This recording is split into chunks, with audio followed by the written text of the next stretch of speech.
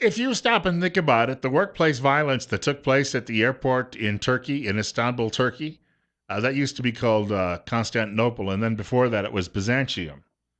And then, of course, the invading hordes took it over. But if you stop and think about it, that story has obliterated any coverage of the Benghazi report coming out. Now, not that the Benghazi report was going to be much, because mainstream media has already decided there's nothing to see here. Move along, nothing to see here. And that's what we're still dealing with. It's 74. Bill Colley with you at 7 minutes after 9 o'clock on News Radio 1310, KLIX, and NewsRadio1310.com. We have some people looking to reach the program today, and you're on the air. You're up next. Yeah, good morning, Bill. You just got through saying that the media is ignoring the Trey Gowdy's report where the witnesses and documents were hidden. But what's also unreported is how the Clintons endangered us. They made it easier for 9/11 when they wouldn't allow the Secret Service and the FBI and our agencies to exchange information that was important. Yeah, we still have agencies that are having a difficult time sharing various details on terrorist activities. And they say, well, it's rivalries. Well, no, it's a lot of government inertia, and people in charge are not helping the situation out because they refuse to even admit that it is Islamic terrorism we're dealing with. You're up next. You're on the air with Bill Colley on KLIX. Good morning, Bill. I work for the government, and I've called in and talked to you a few times because I'm totally frustrated, like everybody else out here. And there's people in the place I work, they're in the top where they can be. And, I used to think, well, they're up there for a reason. Well, it's not because they're the smartest people. And that's what we got in our government now, that it's just a good old boys club. And they're not worried about the country. They're worried about their country club. So they better keep putting extensions on that fence, because if we lose this election, I'll come by and pick you up, and we're headed back that way. Thanks, Bill. Hey, thank you for the call. When you had House Democrats last week sitting on the House floor, should have tossed them a couple of rattles so they could have, and played with their rattles while they were down there. They were actually doing this not so much to draw attention to the problem of guns in America, but to fundraise. So it's about their team winning the election instead of keeping Americans safe and admitting that we're dealing with Islamic terrorism. And no, not workplace violence or evil firearms that go around on their own killing people. Bill Colley with you on Top Story on News Radio 1310, KLIX, and NewsRadio1310.com. Want to thank you for spending some time with us this morning. Do want to point out we're probably not going to be quite as hot today as we've been the last couple of days, but still 90. And some parts of the valley could be even toastier. And for that reason, if you have not yet had your air conditioning serviced, it may be running just fine at the moment, but that doesn't mean it's going to be running fine a week from now. You need to give a telephone call to the folks at Ramsey Heating and Electric. Whether you need those repairs right away or you'd like to avoid those future problems, the pros at Ramsey Heating and Electric can make sure the job is done right the first time and set yourself up for a great summer. You can see Ramsey Heating and Electric at 2600 Overland Avenue in Burley, or give them a telephone call. 678-0459. That's Ramsey Heating and Electric, where they sell warm winters and cool summers. Ramsey Heating and Electric. Bill Colley with you this morning on Top Story on News Radio 1310, KLIX, and NewsRadio1310.com. I've got this exclusive, it says, comes from a website called Media Research Center. Obama administration dumps 4,000 more alien kids into the U.S. And again, the children themselves, the people from south of the border, may not necessarily be security risks, but it just shows you the attitude in Washington that anything goes. They don't really care about the future, and it's all about opening the borders and just letting people run around willy-nilly. The federal government sent about 132 illegal alien children per day to live in American neighborhoods during the month of April. The number of illegal alien kids the federal government processed and released in April alone would max out 7 Washington, D.C. middle schools. These children are usually placed with family members already living in the U.S., often living here illegally. If we know that, how come we're not sending them back? Oh, Bill, there are just too many to send back. We simply don't know.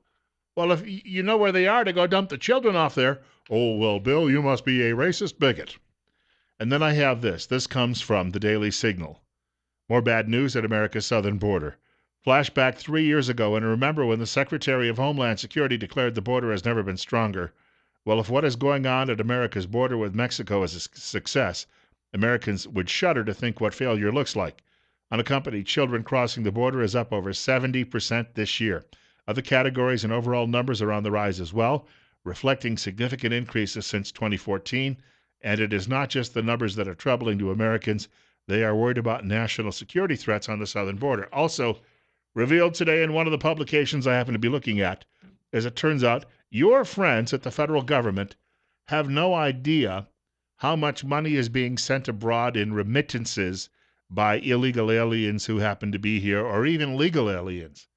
In response to a FOIA request from the Immigration Reform Law Institute, the Bureau of Economic Analysis, a subdivision of the Department of Commerce, a subdivision.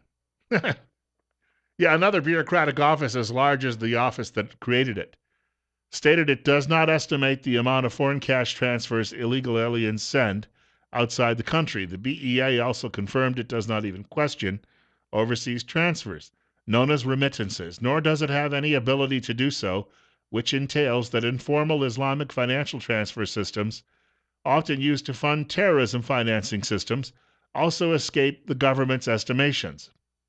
No. A lack of scrutiny in this area means it's likely that tens of millions of dollars are being sent overseas for nefarious activities, according to the Daily Caller. As one example, a report from the Congressional Research Service in May noted that the Somali American community in Minnesota sends $100 million back to Somalia yearly. But in the past few years, many financial institutions have cut off this link to Somalia for fear of funds falling in the hands of the al-Qaeda affiliate al-Shabaab. Oh, but I am here to make a good life for myself, and I was welcomed by the local community. The council came out and told me, it is so good to have you here. We need your cheap labor, and that is going to help fund my campaign when the people who are benefiting from your cheap labor give me a contribution. So that is good for America, they told me. Now, death to all of you. 9:14, Bill Colley with you on Top Story on News Radio 1310, KLIX and NewsRadio1310.com at 74. And I thank you for spending some time with us this morning. We talked earlier about how this had such a huge impact on our cousins in England when they voted, because the Scottish and the Irish are still looking for a free lunch, apparently. They used to be independent people and strong, but, at least they've had so many years on the English dole that they've been purchased, and now they can't imagine trying to live and walk on their own 2 feet. They voted for staying with the EU, while the British voted overwhelmingly to get out. And you know that the mayor of London, the new mayor of London, is a Muslim. What is it? Is it Fadiq? Is that his name? Something along those lines. They all sound alike, don't they? But he's already stated that he thinks that perhaps London should become its own independent economic and governing zone. This is the same guy who said that he's going to take down all of the advertising from billboards and also train stations that show women wearing clothes that are not tents. In other words, if they're not wearing their burqas, he's taking down the advertising because he says it's sexist. But in other words, his people just don't want to look at it because they don't believe women should dress that way. So in the meantime, we were mentioning Nigel Farage earlier, who is the fellow really behind the Brexit. And he is called all over England by the mainstream media there and all over Europe and by media in this country a racist because he stands for what you'd call traditional values that used to be held by his country. Now, there was a time, right up until about 1940, when England ruled nearly half the world. That's all gone now, of course, because they just simply said, well, we're going to take a new direction and become a welfare state. But he was telling the folks at the EU yesterday, you may have heard this, it got a lot of traction yesterday on some of the network TV programs. He told the folks at the EU on the floor of the European Parliament exactly where they could stick it. Isn't it funny? You know, when I came here 17 years ago and I said that I wanted to lead a campaign to get Britain to leave the European Union, you all laughed at me. Well, I have to say, you're not laughing now, are you? And again, he is trying to protect the national identity of the British people, despite what the fact that the elitists would like to do, and that is take it away and just tell everybody you're a number. And everybody's a number. You know, you're a number whether you live in France, England, Belgium, Netherlands, Italy, Greece, Libya, somewhere in the Middle East. You're just a number, and we'll just throw you a food ticket, and all you have to do is show up and pledge allegiance to a state that stands for nothing. That's essentially what they're asking you to do. It's very Orwellian in that sense. 75 right now at 9:17. Bill Colley with you on Top Story on News Radio 1310 KLIX and newsradio1310.com. And then he was asked by CNN yesterday, this is Mr. Farage, on, his thoughts about Donald Trump. Take a listen. Donald Trump dares to talk about things that other people want to brush under the carpet. But what Mr. Trump is doing in America is very different to what I'm trying to do in the United Kingdom. My problem in politics is far greater than Donald Trump's. We literally have lost our sovereignty, lost our borders, lost our ability to regulate. He would say the same thing about US borders. Well, the problem that you've got in the US is illegal immigration. Our problem is legal immigration to 500 million people.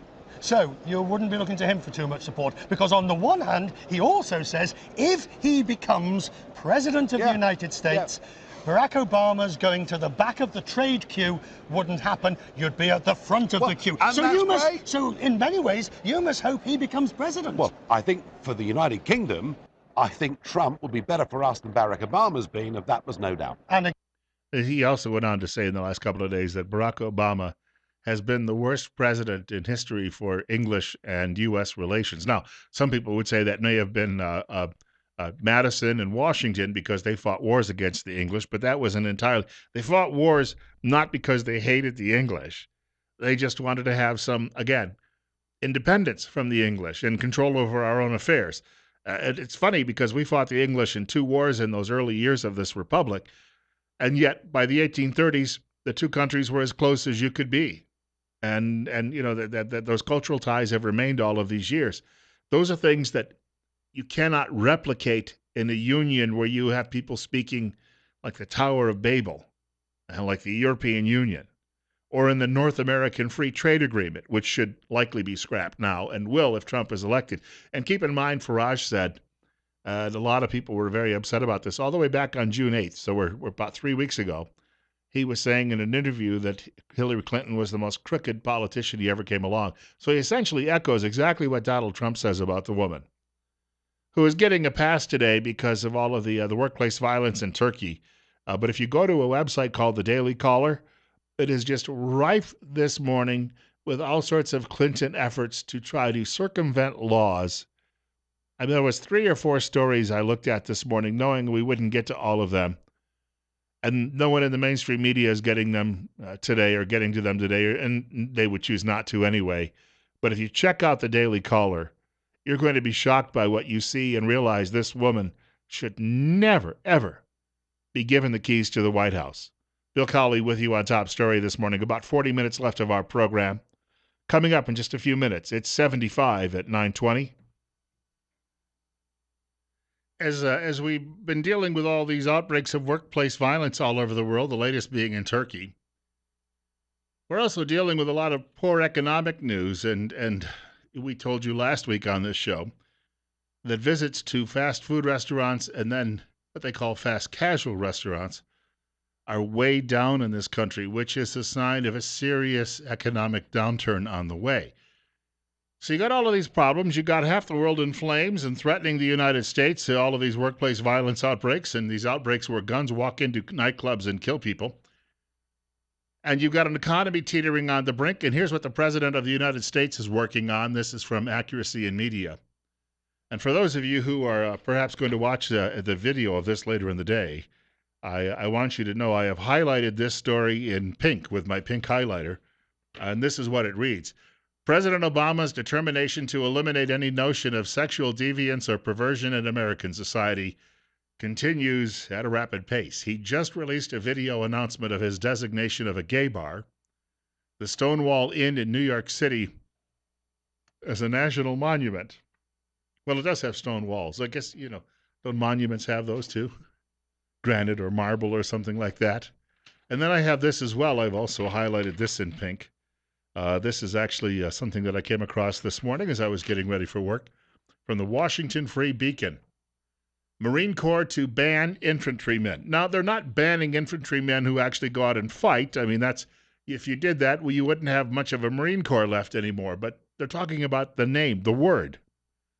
The Marine Corps is eliminating the job title basic infantryman along with 18 other names and replacing them with terms that are gender neutral.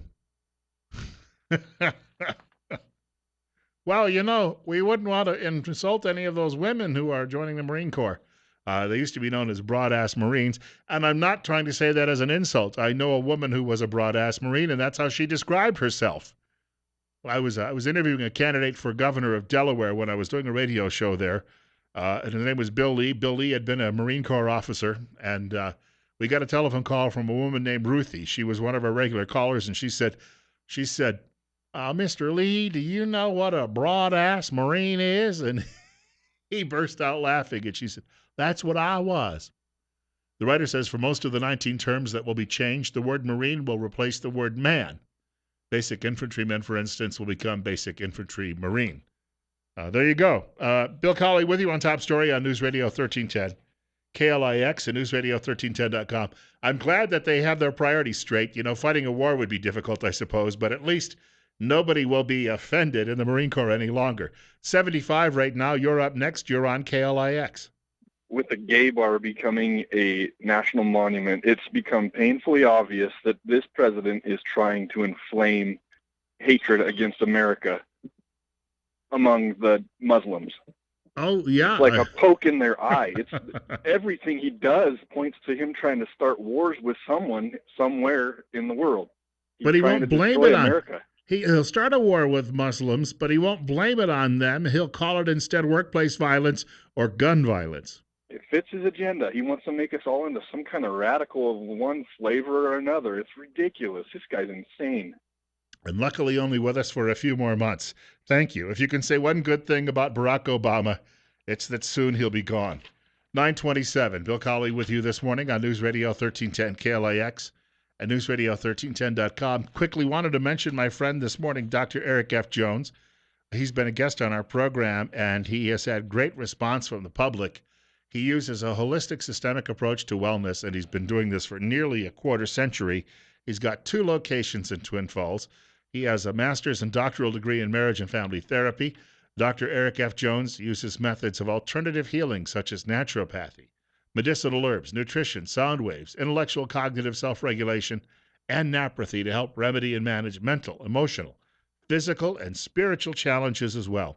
He's currently accepting new patients, and he does have weeknight and Saturday appointments available. His telephone number, 208-731-7178. He's also on Facebook, Eric F. Jones, PhD mental health and wellness therapist, and he spells the Eric with a C, just in case you're wondering. That will help you find him a little bit more easily on Facebook. And he's got a lot of great things that he posts there, too, as well, that he shares with folks. We were talking about Donald Trump earlier. Donald Trump definitely seeing what's going on in England. Trump is actually addressing issues that maybe Americans actually care about, such as that Trans-Pacific Partnership. The Trans-Pacific Partnership is another disaster, done and pushed by special interests who want to rape our country, just a continuing rape of our country. That's what it is, too. It's a harsh word. It's a rape of our country. This is done by wealthy people that want to take advantage of us. Yeah. And how is that? Well, here's the thing. He may be attracting a lot of Bernie Sanders voters with that type of pitch. He went to a place in Pennsylvania yesterday where they were recycling aluminum to try to make his point that we've hollowed out this country when it comes to manufacturing because of all of these trade agreements. We've got to do something. And, free trade is not a bad thing. Fair trade, though, is an entirely different animal, and it's not fair right now. And you can't have one without the other. 9:30. Bill Colley with you on Top Story on News Radio 1310 KLIX, newsradio1310.com. If there is some good news, temporarily, that's coming on the energy front. I'll share that with you in just a few minutes, right here on News Radio 1310 KLIX and newsradio1310.com.